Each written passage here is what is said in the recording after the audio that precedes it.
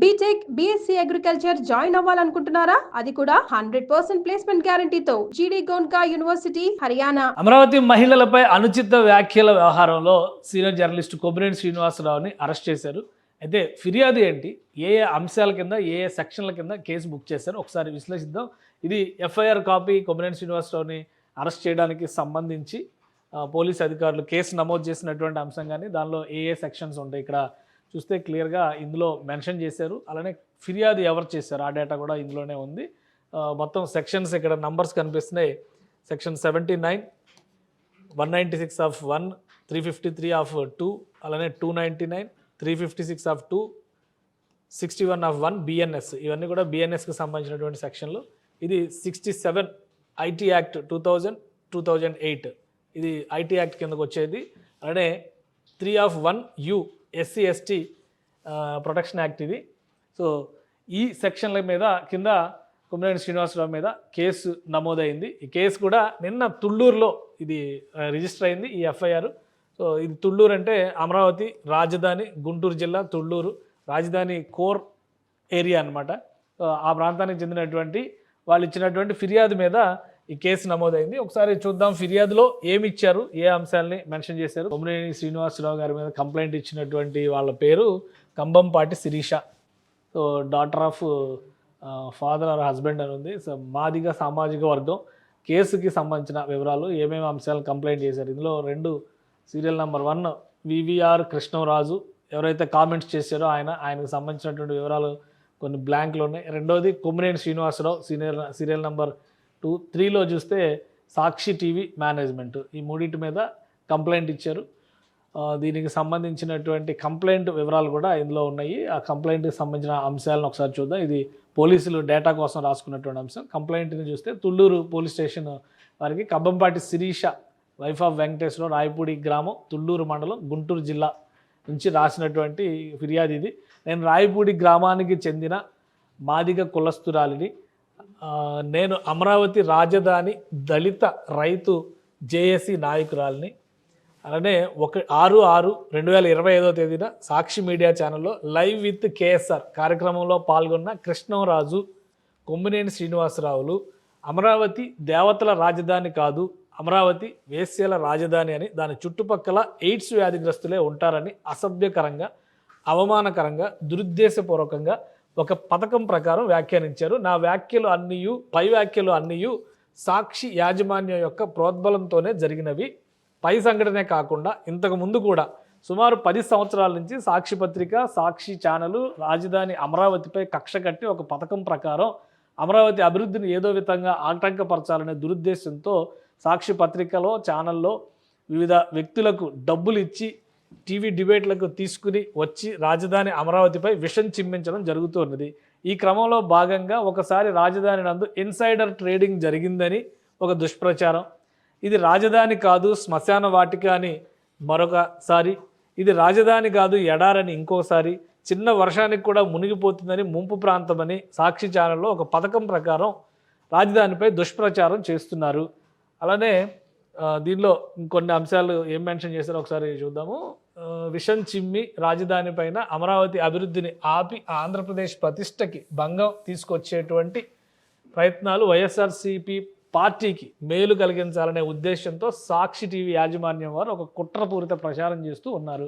అదేవిధంగా రాష్ట్ర ప్రభుత్వ బడ్జెట్ అంతగా అమరావతికే ఖర్చు చేస్తున్నారు, మిగిలిన ప్రాంతాల్లో కట్టే పన్నులు ఇక్కడే ఖర్చు చేస్తున్నారని, ప్రాంతాల మధ్య చిచ్చు పెట్టే విధంగా ఇందులో చాలా అంశాలను మెన్షన్ చేస్తూ వచ్చారు. ఓన్లీ డిబేట్కే పరిమితం కాకుండా సాక్షి టీవీలో డిబేట్లు పెట్టి అమరావతి అభివృద్ధిని ఆటంకపరుస్తూ రాష్ట్ర ప్రతిష్టకు భంగం కలిగిస్తున్నారు. అలాగే అమరావతిని నాశనం చేసే ఉద్దేశంతో 3 రాజధానులు అయితే మంచిదని, ఉత్తరాంధ్ర, రాయలసీమ, ఆంధ్ర ప్రాంతాల మధ్య ప్రాంతీయ విభేదాలు వచ్చే విధంగా విష ప్రచారానికి సాక్షి టీవీ ఛానల్లో ప్రచారం చేస్తూనే ఉన్నారు. కావున గత 10 సంవత్సరాల నుంచి అమరావతి రాజధానిపై విషం కక్కుతూ కులాల మధ్య, ప్రాంతాల మధ్య, వర్గాల మధ్య, మతాల మధ్య విద్వేషాలు రెచ్చగొట్టే ప్రచారాలు చేస్తూ చివరికి అమరావతి రాజధానిని వేశ్యల రాజధాని అని ప్రచారం చేసి అమరావతిలో ఉన్న మహిళలు, ముఖ్యంగా దళిత మహిళలను వేశ్యలుగా అభివర్ణించినందున, దానికి తీవ్ర అవమానానికి, మనస్తాపానికి గురైనందున సాక్షి టీవీ ఛానల్ నందు డిబేట్లో పాల్గొన్న అగ్ర కులస్తులైన కృష్ణరాజు, కొమ్మినేని శ్రీనివాసరావు మరియు డిబేట్ను ప్రోత్సహించిన సాక్షి యాజమాన్యంపై ఎస్సీ ఎస్టీ అట్రాసిటీస్ యాక్ట్ ప్రకారం, ఐటీ యాక్ట్ ప్రకారం,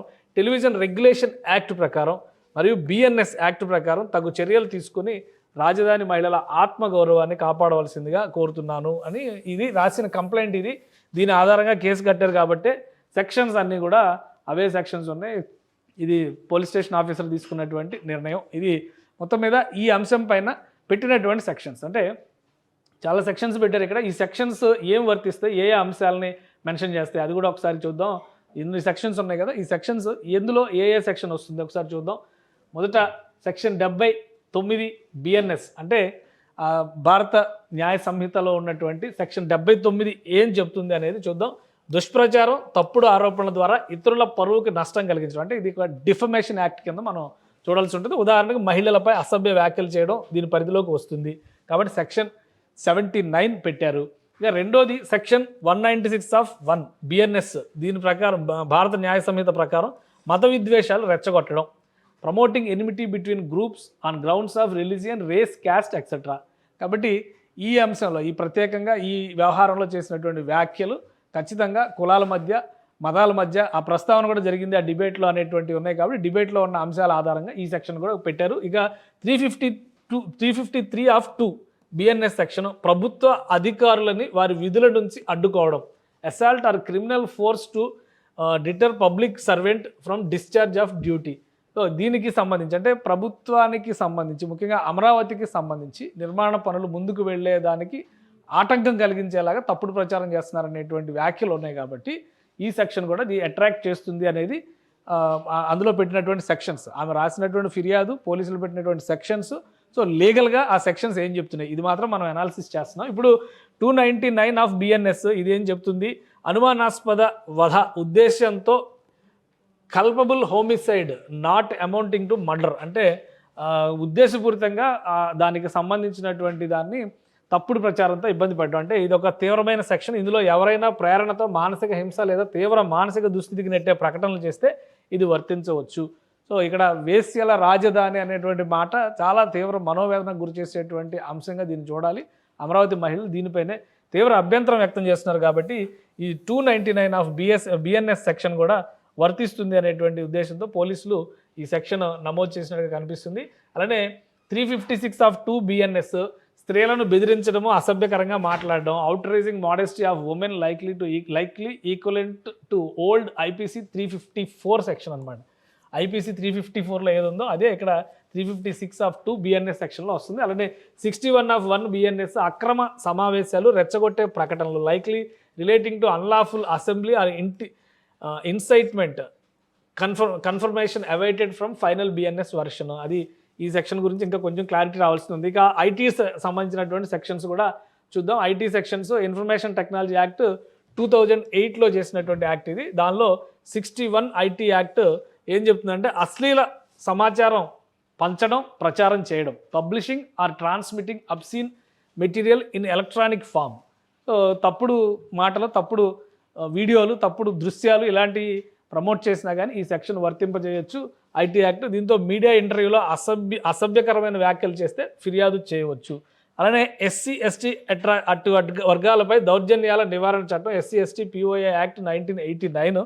దీనిలో ఏంటంటే సెక్షన్ 3(1)(u) ఇది ఏం చెప్తుందంటే ఎస్సీ ఎస్టీ సభ్యులను వారి కులం ఆధారంగా అవమానించేలా మాట్లాడడం, పరువు నష్టం కలిగించడం, ఇది కుల వివక్ష వ్యాఖ్యలు చేసినప్పుడు వర్తిస్తుంది.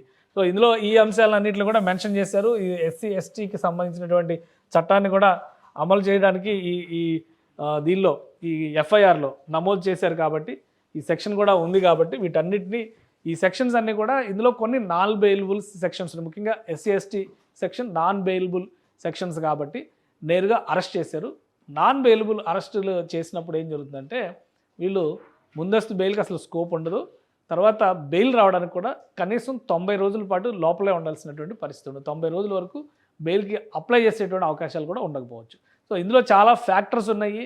ఎందుకు ఈ దురుద్దేశపూరిత వ్యాఖ్యలు చేశారు, అమరావతి పైన ఈ బురద జల్లేటువంటి కుట్ర ఎందుకు జరుగుతుంది, కుట్ర వెనక ఎవరున్నారు, వీళ్ళందరి డేటా కూడా లాగేటువంటి ప్రయత్నం జరుగుతుంది. మొదటి అరెస్టుగా కొమ్మినేని శ్రీనివాసరావు, జర్నలిస్ట్ కొమ్మినేని శ్రీనివాసరావు అరెస్టును చూడాలి. కృష్ణరాజు తన ఇంటికి తాళం వేసి పరారీలో ఉన్నారనేది సమాచారం. సో ఆయన ఎక్కడున్నారనేది బహుశా 1-2 రోజుల్లో తేలేటువంటి అవకాశం. తర్వాత సాక్షి టీవీ మేనేజ్మెంట్లో ఎవరిని టార్గెట్ చేస్తారు, ఎవరిని ఈ కేసు కింద అరెస్ట్ చేసేటువంటి అవకాశం ఉంటుంది. ఇది ఆసక్తికరంగా ఉంది. ఎందుకంటే సాక్షి టీవీ మేనేజ్మెంట్ మాజీ సీఎం జగన్మోహన్ రెడ్డి భార్య భారతిరెడ్డి గారి ఆధ్వర్యంలో నడుస్తుంది కాబట్టి అది కొంత క్రిటికల్ అంశంగా మారేటువంటి అవకాశం ఉంటుంది. మొత్తం మీద అమరావతి పైన బురద జల్లుతున్నటువంటి వాళ్ళు, తప్పుడు వ్యాఖ్యానాలు చేస్తున్నటువంటి వాళ్ళందరికీ ఒక చెంపపెట్టు లాంటి చర్య కింద దీన్ని చూడాలి. 72 గంటలుగా అమరావతి మహిళలు, అమరావతి ఉద్యమకారులు ఆందోళన వ్యక్తం చేస్తున్నారు. ఫైనల్గా కొమ్మినేని శ్రీనివాసరావు అరెస్టుతో యాక్షన్ మొదలైందని చెప్పి అర్థం చేసుకోవచ్చు. సుమన్ టీవీలో మీ పర్సనల్ అండ్ బిజినెస్ ప్రమోషన్స్ కోసం కింది నెంబర్కి కాంటాక్ట్ చేయండి.